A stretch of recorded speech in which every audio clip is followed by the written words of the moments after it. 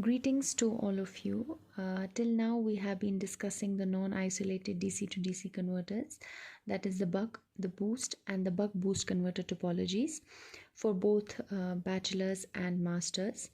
Today's lecture is going to be on Zeta Converter, which is one of the non-isolated DC to DC converters, and it operates as a buck boost converter with certain advantages. This lecture is exclusively meant for applied power electronics, that is the master's course. So moving on to the converter circuit and topology. So basically we have Zeta converter, which is a buck boost converter. So it can give you voltages greater than or less than the input voltage. And the buck boost converter, we already know from previous lectures that it has a disadvantage in the sense that the output voltage actually builds up in the opposite polarity as compared to the input voltage. But that disadvantage is overcome in a Zeta converter, where the output polarity, the polarity of the output voltage, its voltage built up, is in the same direction as that of the input. So let's move to the circuit of the Zeta converter. We have an input voltage source VDC. A switch is in series, just like a buck boost converter. And then we have an inductor, a series capacitor, a diode in shunt, another inductor, another capacitor, and finally a load.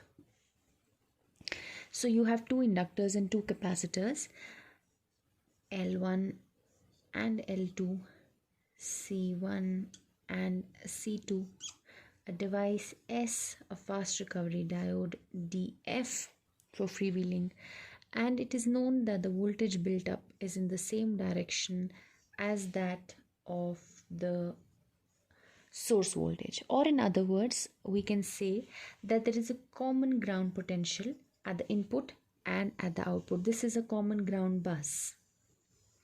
And whenever you have to control a DC to DC converter in closed loop, very often you need to sense the input voltages and the output voltages for closed loop control. So in those cases, the grounding terminal of the sensor on the input and the sensor on the output will be the same. It simplifies the PCB design. On the contrary, if we talk about a simple buck boost converter, there we already know that if we take this convention, it proves that the convention is wrong and the voltage buildup is actually in the reverse direction. So the grounding planes are different for the input and the output. So the input potential is measured with respect to this point, but the output potential will be measured with respect to this point. As a result of which, there are, the sensing circuits are slightly more complicated and the PCB design is slightly more complicated. So to make this sensing circuit simpler and to ensure that there's a common ground plane throughout the circuit, we have modified the buck boost topology and converted it into a converter known as the Zeta converter, which gives an output voltage that builds up in the positive direction or in the same direction as that of the input, the standard direction that we can call it. A converter similar to the Zeta converter is the SEPIC converter. It also has, it's also a converter with multiple passives, that is two inductors and two capacitors. A very similar circuit with the similar advantages, that is the output voltage of the converter is positive as compared to the buck boost converter topology. If you wish, you can analyze the circuit on your own. It will be very pretty easy for you to analyze it from the analysis that will proceed in today's lecture. So moving on to Zeta converter. Now we know that the switch over here is a fully controlled device, most likely a MOSFET or an IGBT, that is given pulses at very high frequency, and the switch can either be on or it can be off. So let's analyze the circuit when the switch is on. So when the switch is on, at that time, let's see what happens. The pulse to the gate emitter terminals or the gate source terminals of the device is high. So the switch goes into conduction, as a result of which the inductor over here starts storing energy and voltage starts building up. Current starts flowing and current starts increasing, and there's a voltage built up across this inductor L1. So L1 is storing energy. So we can say that VDC is directly equal to VL1, and because L1 is storing energy, so IL1 is increasing. Now the circuit is not open on the other side because there's a capacitor over here. But we already know that the diode will not conduct when the switch is conducting, which is a basic principle of operation of DC to DC converters. We then have an inductor, so the diode over here is open. We then have an inductor, another capacitor, and V0 over here, the load. So I would like you to understand something, that from this we know that the capacitor C1 and the inductor L2 are also active in the first interval when the pulse to the device is high, that is a on state. And in this interval we need to know whether the capacitor or the inductor are storing energy or they are releasing energy. Now interestingly, if you see that that L1 is storing energy, that is pretty sure because it is directly connected across the source. And in the next interval, when we break this connection, the switch goes off, then it is bound that the inductor energy, the inductor L1 will switch its potential. The potential across these terminals will switch because the inductor will ensure that the current continues to flow in this direction, and in the process it will forward bias this diode. And where will the energy of the capacitor of the inductor go? It will go into the capacitor C1. Now this is, I'm talking about the energy releasing interval or the off state when the switch is off. And from that analysis you know that the inductor loses its energy and dumps it into the capacitor. यानी कि दूसरे interval में, the second interval, उस interval में आपका जो capacitor C1 है, it actually stores energy and it stores energy in the opposite direction. So it stores energy like this. And then again, when you will switch the device on, the main switch is turned on, what happens is that the inductor again starts storing energy and the capacitor will actually start releasing energy that it had previously stored. So if we begin with the on state, we say that the switch is on, and because the switch is on, inductor L1 is storing energy in this direction. So VL1 is equal to VDC and IL1 is rising, and the capacitor C1 is actually releasing its energy because it stores energy when the switch is off. So in this interval, the capacitor voltage has built up like this previously, and now it will release its energy. And while releasing its energy, the current will also, flow through L2, and L2 will start storing energy. So you have L1 storing energy, C1 releasing its energy, and L2 storing the energy released by C1. Okay, regarding the capacitor C2, it could be storing energy or releasing energy into the load. We will draw waveforms and know that better later. So this was about inductor L1. Now let's see the capacitor current. Because I know that this capacitor will build up voltage in this direction, so I want to choose a convention like this for capacitor current IC1. It is not necessary that you choose this convention. I'm choosing it to simplify my waveforms and to simplify my analysis. You can choose any convention. If it's a wrong convention, eventually you will come to know with a minus sign that your convention was opposite to the actual build up of current. So because I know voltage builds up in this direction, so I choose a convention like this for capacitor current C1, and I know that the inductor L2 starts storing energy in this direction, so I choose the convention like this for IL2. I am again repeating, it's not necessary that you use the same conventions. You can use other conventions as well. And now let's see IC1. IC1 in the on state will be equal to minus of IL2, right? Because they are in series and the diode is not conducting. We also know that IL2 is also increasing in magnitude because the inductor L2 is also storing energy because the capacitor is releasing it. And the capacitor is releasing it is also indicated by the minus sign over here, which tells you that the capacitor is actually discharging. Okay, now let's write an equation for VL2. So VL2 in this interval will be VDC minus VDC minus VC1. If I choose or let's just use VDC plus VC1 if we use VC1 in the opposite direction.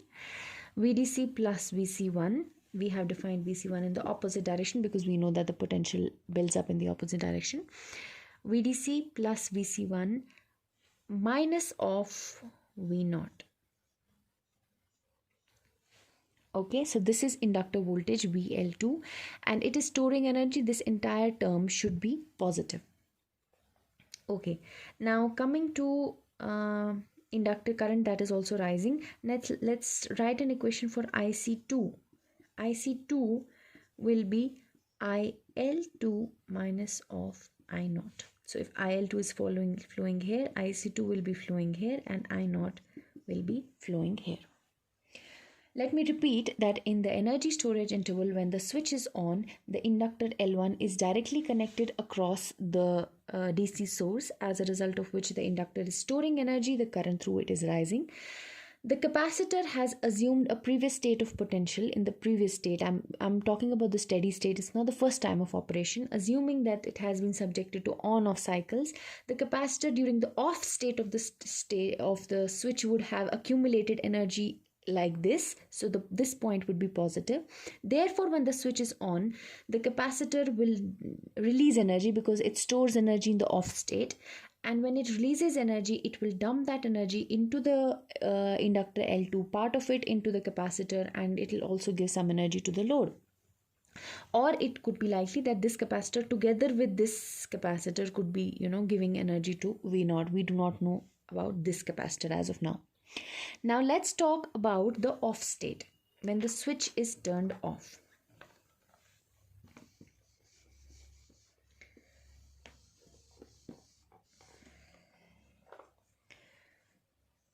So when the switch is turned off, immediately the inductor voltage switches. In this process, it forward biases the diode, right? The capacitor is still in the circuit. This inductor now feeds the capacitor and tends to build up this potential. And on the other hand, this inductor will also, switch polarity and dump energy into this capacitor if the potential is low. So, the exchange of energy between L2 and C2 will occur in each interval. And you have the various variables. Let's see what the variables will be. Using the same conventions, or we know that these polarities will shift, but for now we use the same polarity to write their KVL and KCL. Okay, so VL1 in this interval will be equal to minus VC1, and this is a short circuit over here, so this is just equal to minus of VC1. It is negative, which implies that the this inductor is actually releasing its energy, and IL1 is falling. Now let's write something for IC1. IC1 was in this direction. We had chosen this convention, and IL1 was in this direction. So right now IC1 and IL1 are the same. So IC1 is equal to IL1. It is also falling, but it is positive, so the capacitor is charging, right? Then it's storing energy. So then we have VL2. VL2 is directly connected across the load. So it is minus of V0, which means that this inductor is releasing its energy because this is negative. So IL2 is also falling in magnitude. And finally, IC2 is still equal to IL2 minus I0. So this equation holds true for both the intervals, the on state as well as the off state. Right? Now let's try to draw some waveforms before we apply the volt second balance or the current second balance. So we have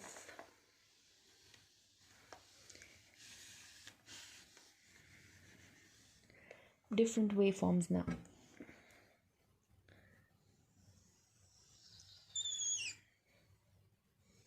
Let's first draw the pulses to the main device, which go on from 0 to DTS, and then DTS to TS the pulse is off and then repeat. So this is pulse between the gate emitter terminal if you're using an IGBT, or the drain source terminal if you are using a MOSFET. Moving on, the inductor L1, IL1 is increasing when the switch is on because inductor L1 is storing energy, and IL1 is obviously decreasing over here when the inductor is losing its energy when the switch is off. So this is a waveform for IL1, right? Now let's draw a waveform for IL2.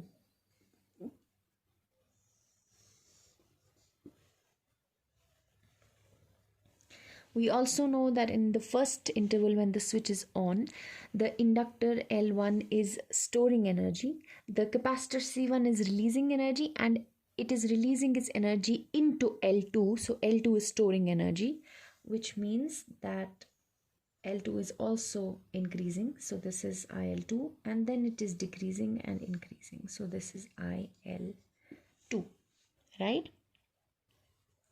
So we have drawn pulses IL1 and IL2. They both store energy and release energy in the same interval.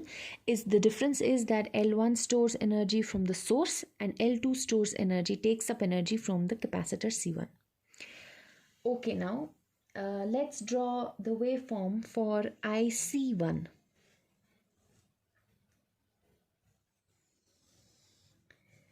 So we have waveform for IC1. In the first interval, IC1 is equal to minus of IL2. So this is IL2, minus of IL2 will look like this. This is IC1, it is minus of IL2. In the second interval, IC1 is equal to plus IL1. So this is IL1, so it is equal to IL1. Then again it is minus IL2 and plus IL1. This is the capacitor C1 current. When it is negative, it means that the capacitor is discharging. So voltage across C1 will be falling because IL2, the capacitor current is negative. So voltage VC1 will be falling. And then capacitor current is positive. So it is charging. The voltage across capacitor C1 is rising. And then again it is negative. So voltage across capacitor C1 is falling. So this waveform, the thicker waveform shaded in blue, is the waveform for capacitor C1, VC1 voltage. So whenever the capacitor current is negative, the capacitor voltage is falling, and when it is positive, the capacitor voltage is rising. So this is VC1. Now what else do we draw? We can draw the waveform for IC2. So we have drawn the waveform for IC1 and hence VC1. Now we can draw the waveform for IC2. We know that in both intervals IC2 is directly IL2 minus I0. So if IL2 is like this, and we assume a ripple free approximation, then we can assume that I naught will be more or less constant. So I naught will be more or less constant. The similar thing we have drawn in a buck converter circuit, because its output actually looks like a buck converter with an output filter. So IL2 minus I naught will actually look like this.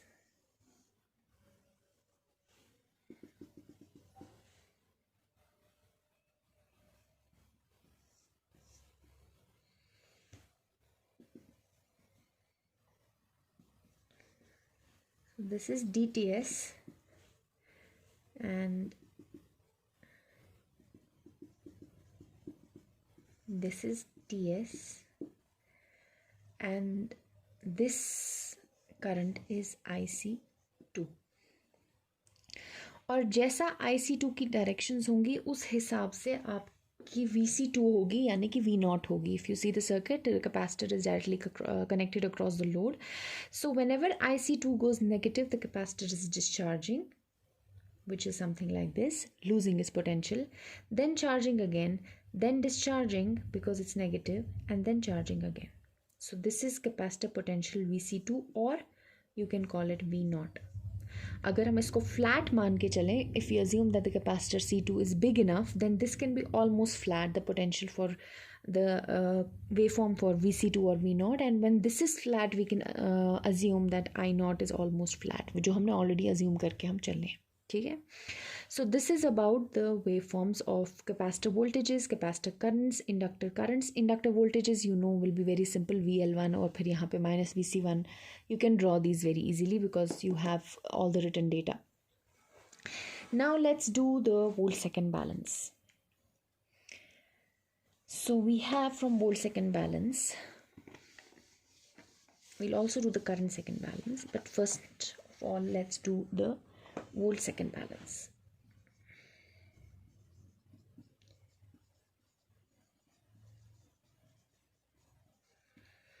Now this time we have two inductors instead of one and two capacitors, so there'll be twice we'll be applying volt second balance twice on each inductor. Let's start with inductor L1. The voltage across inductor L1 is equal to VDC in the interval 0 to DTS, so VDC DTS. In the second interval the voltage across the inductor is minus VC1, so minus VC1 1 minus DTS is equal to 0. This gives us a relationship between VC1 and VDC, where we can say that VC1 is equal to D times VDC upon 1 minus D. Right? Now let's apply this. Gives an expression for the capacitor voltage VC1. Now let's apply volt second balance for inductor L2. The voltage across inductor L2 is VDC plus VC1 minus V naught in the interval 0 to DTS, and then in the second interval it is minus of V naught and the interval duration is 1 minus D times TS. So this whole thing is 0. This gives us D times VDC plus D times VC1, where VC1 is equal to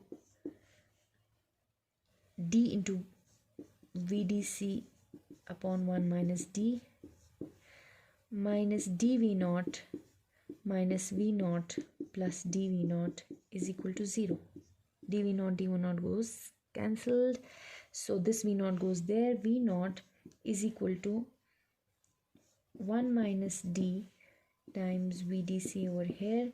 This is D minus D square plus D square. This goes.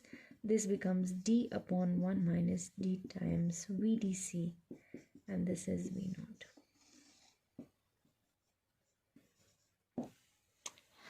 Interestingly, आपको buck boost voltage सिर्फ capacitor VC1 सिर्फ load पे ही नहीं मिलती है, but आपको capacitor VC1 की भी वही वोल्टेज होती है जो आपके लोड की वोल्टेज होती है. That is D upon 1 minus D. That is a buck boost version of the input voltage. Depending upon D, it can be either buck or it can be boost. If D is less than 0.5, it will be buck. If D is greater than 0.5, it will be boost.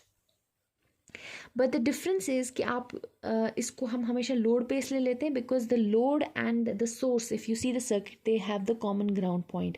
Capacitor के दोनों ends जो हैं उनमें से आप किसी एक को ग्राउंड पॉइंट नहीं ले सकते, इसमें कॉमन ग्राउंड बस है हमारी, तो we take this as the load. हम यहाँ पे इसको लोड वोल्टेज मान के चलते हैं, right. Now let's apply the current second balance. So we have capacitor current IC1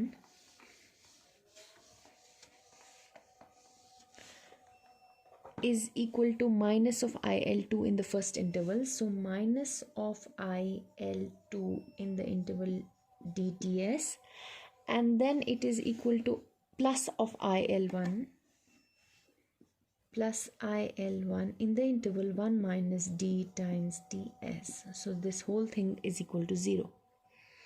Now from this equation we have IL1 is equal to IL2 into D upon 1 minus D, right?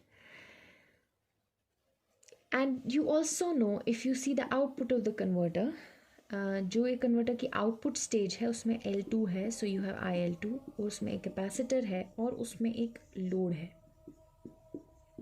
Right.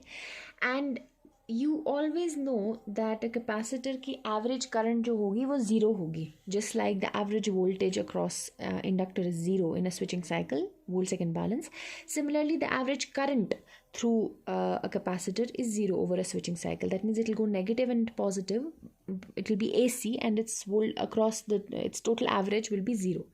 यानी कि instantaneously the values of IL2 and I0 may vary, but the average IL2 will always be equal to the I0 because it is directly connected on the load side. इस connection में कभी change नहीं आती, whether it is on state, whether it is the off state, this connection remains as it is. And we know that the capacitor current is AC, इसका DC component 0 है, तो सीधी सी बात है, if you apply KCL over here, जो इसका DC component होगा यानी कि जो इसका average होगा वो इसके DC component के बराबर होगा जो कि इसका average होगा, which means the IL2 average will be equal to I0, D times 1 minus D. So these two equations may also be useful for you. That is that V0 is equal to D times 1 minus D into VDC, and VC1 is also equal to D into 1 minus D times VDC, and IL1 is equal to I0 D into 1 minus D times VDC. So these three equations you get from volt second balance and current second balance. Now let's design all the passives in the circuit. Let's start with inductor L1. जो inductor L1 है आप उसको design करने के L di by dt is equal to V लगा सकते हो किसी भी इंडक्टर को डिज़ाइन करने के लिए. इंटरवल कोई भी ले सकते हो, बट L1 जो है उसके अक्रॉस वोल्टेज VDC होती है पहले इंटरवल में. Simple to process this. So let's use L1. Change in the inductor current will be delta IL1. The interval duration will be dTs, and the voltage across the inductor in this interval will be VDC. So you have L1 is equal to D times VDC into Ts upon delta IL1. I have told you previously I want this equation in the form of delta IL1 upon IL1. उसके लिए I will manipulate this a bit using these equations. So let's see. I can write dVDC as V0 into dVDC is equal to V0 into 1 minus D. So I can write this as V0 into 1 minus D upon Ts delta IL1. I can write this as further as L1 is equal to V0 को मैं I0 R लिख सकती हूँ. I0 R upon 1 minus D times Ts upon delta IL1. I0 को I can write as IL1 into 1 minus D. So I can write this IL1 into 1 minus D. So it becomes 1 minus D whole square divided by D. Divided by D. This IL1 goes over here. So I have an expression for L1 in terms of duty ratio R, TS and the ripple. So जितना मुझे कम ripple चाहिए उतना मुझे inductor current L1 में जितना कम ripple चाहिए उतना ही बड़ा इंडक्टर डिज़ाइन करना है. और अगर मैं इंडक्टर बड़ा डिज़ाइन ना करूं तो फिर मुझे स्विचिंग फ्रीक्वेंसी को बहुत इंक्रीज़ करना है, तब जाके मेरा L का साइज़ कम होगा फॉर अ गिवन रिपल. ठीक है. The same thing that repeats for every converter. Increase the switching frequency, you will get a smaller size of passive for the same ripple. So this was about the design of L1. Now let's move to the design of L2. Now L2 उसके cross जो ripple होगा वो IL2 होगा. और जो interval हम लेंगे, let's take the other interval because that time voltage is V0, easy to process. पहले इंटरवल में लंबी सी वोल्टेज है VDC plus VC1 minus V0. So it will take V0 and the interval is 1 minus D times TS. It is equal to V0. So L2 is equal to V0 1 minus D times TS upon delta IL2. V0 को मैं लिख सकती हूँ I0 into R, or I0 in itself is IL2 because these are the average values. The average value of I0 is equal to average value of IL2. So this I can bring down as IL2. So I have a simple relationship for the design of L2. Again, the lesser the ripple I want, the greater the size of inductance. If I don't want to increase the inductance, I may have to increase the switching frequency, which will actually reduce my the size of my L. So L2 भी design हो गया, L1 भी design हो गया. Let's quickly design capacitor C1. Capacitor C1 जो design होगा, that will be designed on the basis of the ripple that is desired in capacitor voltage VC1. और हम कौन सा और वो किसके बराबर होगा, वो होगा IC1 का के बराबर डिवाइडेड बाय टाइम. तो IC1 जो है वो IL2 के बराबर है in the first interval which is I0. So it's easy to take this interval. So let's take DTS and let's take this as IL2, and IL2 we know is equal to I0, the average value. So you have C1 is equal to I0 को मैं लिख सकती हूँ V0 by R into DTS divided by delta VC1. V0 को I want to write V0 in terms of VDC, and then I can use VDC in terms of VC1 ताकि use these two equations to get delta VC1 upon VC1. So I can write V0 as D upon 1 minus D times VDC, and D upon 1 minus D times VDC is equal to VC1. या आप सीधे ऐसे कह सकते हो this was V0, right. और हमने already देखा है कि V0 और VC1 का सेम मैग्नीट्यूड है, D upon 1 minus D times VDC. So I can write VC1 is the same in magnitude as V0. So this becomes VC1. Simplest equation. जितना कम रिपल आपको कैपेसिटर वोल्टेज में चाहिए उतना ही बड़ा कैपेसिटर यूज़ करना है, अदरवाइज स्विचिंग फ्रीक्वेंसी को इंक्रीज करना है, right. So this was about capacitor C1. Now let's move on to capacitor C2.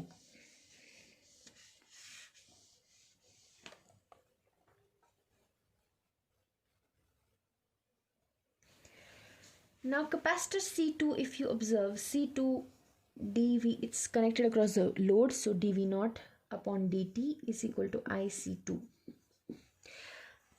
अब IC2 में कभी स्विचिंग नहीं हो रही है, whether it's ऑन स्टेट और whether it's of state, it is IL2 minus I0. It resembles, if you remember, ये same behaviour आपको बक कन्वर्टर में दिखता था कि आउटपुट पे LC हमेशा ही एक ही टोपोलॉजी में एक ही कॉन्फ़िगरेशन में कनेक्टेड रहता था irrespective of the switching action. So IC2 was always equal to IC was always equal to IL minus I0. इस केस में it becomes easier to apply this equation in a slightly different manner where you do C2 dV0 is equal to IC2 dt, and this I can say is delta Q, change in the charge stored in the capacitor. Now if you remember, IL2 जो है वो कुछ ऐसा है, storing and releasing, और I0 हम ripple free approximation मान के चलते हैं वो कुछ ऐसा है. तो IL2 माइनस I नॉट जो होगा, it will look something like this, that if this is your t axis, because minus I naught ho gaya, so your origin shifted, so you have something like this is your IC2, right? We have already drawn this waveform just now when we drew the the waveforms. So IC2 जो है वो कुछ ऐसा दिखेगा, this is DTS and then this is TS, ठीक है? और हमें डेल्टा क्यू से मतलब है which is the integral of the IC2 curve which is this much, ठीक है? तो कितनी चेंज इन वोल्टेज होगी during this interval, that is when the capacitor is storing energy या रिलीजिंग एनर्जी, आप कोई भी इंटरवल ले लो. You can write this as C2 dV naught is equal to area under this curve half of base इसकी TS/2 होगी, क्योंकि जितनी देर ये एनर्जी स्टोर करेगा उतनी देर की एनर्जी रिलीज़ करेगा. तो अगर आपका पूरा इंटरवल TS है तो TS/2 के लिए इसको स्टोर करना है और TS/2 के लिए रिलीज़ करना है. So half of base into altitude. Now this altitude ये किसके बराबर है? इसके बराबर है. उसके लिए आपको ये पता है कि ये और ये जो है, this is the peak to peak ripple in inductor current. The same ripple जो इंडक्टर करंट में है, क्योंकि आपने I नॉट को फ्लैट माना है, तो वही same ripple IL2 minus I not, जो IL2 का रिपल है, सेम रिपल IC2 में भी आएगा, peak to peak ripple. So this ripple is IL2 and this part, just this part is IL2 by delta IL2 by 2, ठीक? So this is your delta Q. Now let's manipulate these equations a bit more. You have C2 is equal to TS by 8 into delta IL2 by delta V naught, right? अब delta IL2 को भी you have to substitute for delta IL2 as well.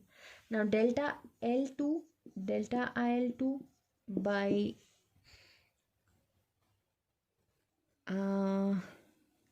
1 minus DTS will be equal to V naught. This is L di by dt applied on L2 in the interval 1 minus DTS. तो delta IL2 को हम लिख सकते हैं यहाँ पे. substitute this in this, you get TS by 8 into V naught into 1 minus D times TS upon L2 divided by delta V naught. V naught will go here and this will become TS square. The same equation actually which you got for buck converter का design of capacitance, because output stage पे it's looking like a buck converter.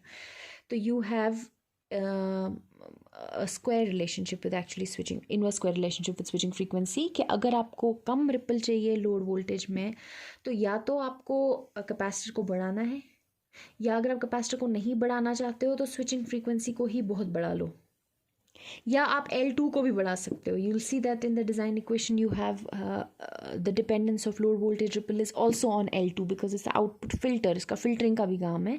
तो L2 will also design, अगर आपने ज़्यादा L use कर लिया था आपको कम साइज़ का C यूज़ करना है. We have discussed this actually for the buck converter also, so it's more or less repetition. So this was about the Zeta converter and its analysis, its volt second balance, its current second balance, the design of its passes. It's more or less similar to what we have already done with other converters. So I'm very sure you can repeat analysis for Chuk converter or Sepik converter on your own. The only advantage that Zeta converter has to offer, इसमें भी आपकी source current discontinuous होती है जैसे एक normal buck converter में होती है, क्योंकि अगर आप देखो तो सोर्स में डायरेक्टली स्विच लगा हुआ होता है, तो source current becomes discontinuous. But the only advantage that it offers is that the output voltage builds up in the positive direction. As a result you have a common ground bus for the input as well as the output, जिसकी वजह से voltage sensing जो है आपकी easy हो जाती है and your PCB designs become easier. So this was about the Zeta converter. We will now inshallah begin with non-isolated DC to DC converters, which will be common lecture series for again common for advanced power electronics as well as applied power electronics. This particular lecture for Zeta converter was only relevant for applied power electronics, that is the MTech course. Wishing you all the best. Please keep me updated if you have any queries.